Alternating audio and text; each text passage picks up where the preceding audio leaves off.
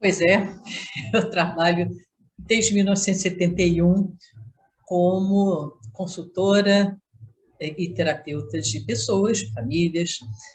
E é interessante, né, a gente poder ver essa questão de como é que vai se desdobrando a tecelagem dos vínculos, desde a época da gestação até a época com filhos pequenos, adolescentes, jovens adultos, adultos, com os pais idosos.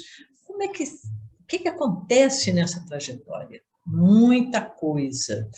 A gente sabe hoje, por vários estudos, que esses primeiros 1000 dias, contados desde a concepção até os 2 anos de vida, são o alicerce da tecelagem do vínculo seguro, que dará uma base importante para várias outras etapas da vida, em termos de saúde física e emocional. Porém, na vida nada é garantia de coisa alguma. Então, como eu tenho esse tempo de trabalho, todas essas décadas, aconteceram várias situações em que uma família me procurou ainda esperando o primeiro filho, por exemplo. E, atualmente, eu atendo os filhos desses filhos. Então, eu tenho privilégio, né, de poder ter acompanhado crises, transições, grandes mudanças que aconteceram na vida dessas pessoas no decorrer desse tempo.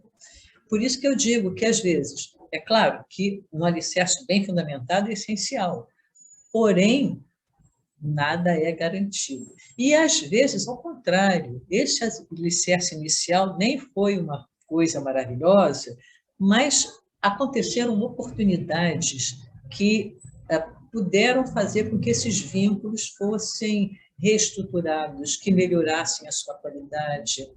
Interessante isso, né? Acontece que, às vezes, os pais são ótimos quando a criança é pequenininha, não tão ótimos quando ela é adolescente ou jovem adulto, ou ao contrário.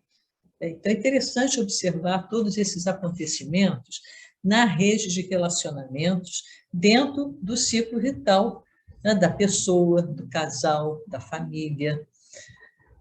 O que acontece nas várias organizações familiares, seja de pais casados, separados, não casados, e família mosaico, após a viuvez, qualquer composição familiar?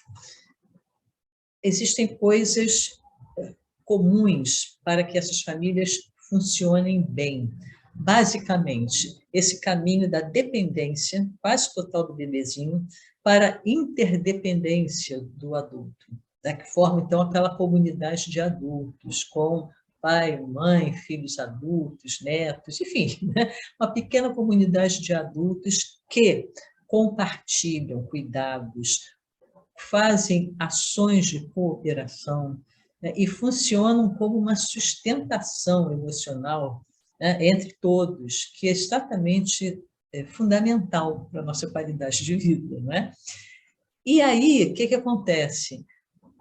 Vai havendo um crescimento conjunto, né? Esses pais de um bebezinho que estão cuidando dele, fazendo tudo o que ele precisa, e depois vão fazendo com que essa criança pequena já adquira mais autonomia, e essa criança maior também, o adolescente mais ainda, e o jovem adulto mais ainda, e aí os pais vão crescendo junto com os filhos nesse processo. Porém, nem sempre acontece assim. O que precisaria, na verdade, acontecer é essa permanente construção do equilíbrio entre proteger dos riscos, dos perigos, como a gente faz com uma criancinha pequenininha, né? Até quando a criança é maior também, né? De proteção contra, por exemplo, o uso exagerado das redes sociais ou dos jogos eletrônicos, etc., com os riscos de causar dependência no adolescente e os riscos de como é que é esse início, muitas vezes, da sexualidade e a autoproteção, quando aconteceu uma gravidez não desejada e fora do planejamento, os jovens adultos, enfim, essa história de o estímulo para encarar os desafios, que vão desde os joelhos ralados até o coração partido das primeiras desilusões amorosas, E o desenvolvimento das competências emocionais desde que a criança é pequena. Desenvolvimento da empatia, do autoconhecimento, do autocontrole dos seus impulsos, né?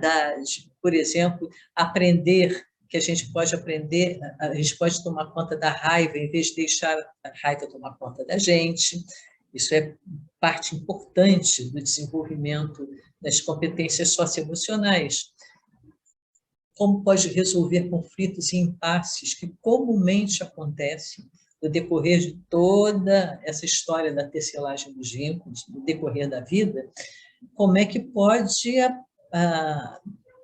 fazer o florescimento desta competência de poder criar soluções em conjunto que atenda às necessidades e às demandas de todo mundo. Por isso, esse desdobramento, essa busca permanente desse equilíbrio é tão importante e, sobretudo, o desenvolvimento da resiliência, desde que a criança é pequena, sabendo que a resiliência é um processo de vida inteira de fortalecimento dos nossos recursos para que a gente possa dar conta dos inúmeros desafios que a gente está encontrando, particularmente no mundo a partir da pandemia, né? Quantos desafios surgiram novos, quantas adaptações se fizeram necessárias. Agora, nem sempre esses processos acontecem dessa forma tão harmônica e desejável. Em todas as organizações familiares também acontecem dificuldades grandes, muitas vezes e comuns. Por exemplo, essa polaridade, ou da superproteção por um lado, do abandono por outro. Ele era um ótimo pai, um ótimo marido, até que ele conheceu a atual mulher e aí abandonou a gente. Então, esse homem, por exemplo, foi um ótimo pai durante os primeiros anos de vida desses filhos, mas, por todas essas mudanças da vida, aconteceu de ele não estar mais presente ali. Então, são coisas, cenários que podem acontecer, por exemplo, do abandono, da negligência, dos maus tratos, da violência, ou da superproteção. É comum, eventualmente, na mãe solo, ou então na que teve uma criança que nasceu antes do tempo, ficou na UTI neonatal, poder ali fazer aquela cerca de superproteção, com medo, não quero que ele caia, não quero que se machuque, não quero que se machuque de jeito nenhum, nem fisicamente, nem emocionalmente. E aí vai a história de como continuar fazendo por aquele filho o que ele não precisa mais que seja feito por ele. E acontece, eu vejo também muitas famílias com os filhos adultos, que os pais continuam fazendo por eles muito mais do que seria o necessário, e, ao contrário, não demandando nenhuma contrapartida de cuidado recíproco, de cooperação e tudo mais. Por exemplo, tem aquela mulher ou aquele homem de 30 e poucos anos ainda morando na casa do pai ou da mãe, e que a comidinha esquentada no micro-ondas, a roupinha é cuidada, ele não faz absolutamente nada, né, de colaboração nas tarefas da casa, não faz absolutamente nada de contribuir para as despesas da casa, né, do alimento que come, da luz que consome e tudo mais. E aí, o que acontece? Né? Quer dizer, não há essa reciprocidade de cuidados. Mesmo que já esteja lá pela casa dos 30 ou mais, que são pais ou mães que se colocam a serviço dos seus filhos, a serviço dos netos, né? E não recebem os cuidados que precisariam também receber. Não, porque é tal história, os filhos crescem e os pais envelhecem. E aí, essa questão do cuidado recíproco é extremamente importante da colaboração. Outra coisa que eu vejo comum também em todos os tipos de família, que não estão funcionando muito bem, é a tolerância com desrespeito.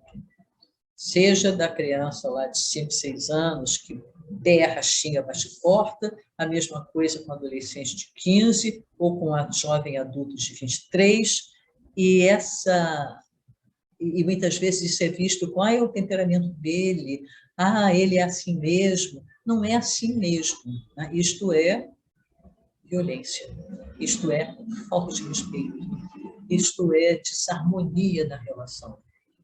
Que desde cedo também é preciso a gente poder ter essa noção do tratamento respeitoso pelas pessoas. É claro que muitos adultos não conseguiram completar esse processo também.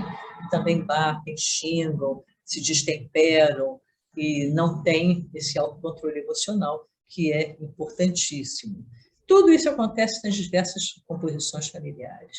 Então, quando a gente é profissional que está trabalhando com famílias, é muito importante que a gente veja este cenário da rede de relacionamentos, este cenário da tecelagem desses vínculos no decorrer da vida, este momento que a gente está vivendo do mundo e a história onde tudo isso começou e se desdobrou. Então, ter esse olhar amplo ajuda muito para melhor entender o que está acontecendo com essas pessoas e poder fazer o trabalho eficaz que se faz necessário.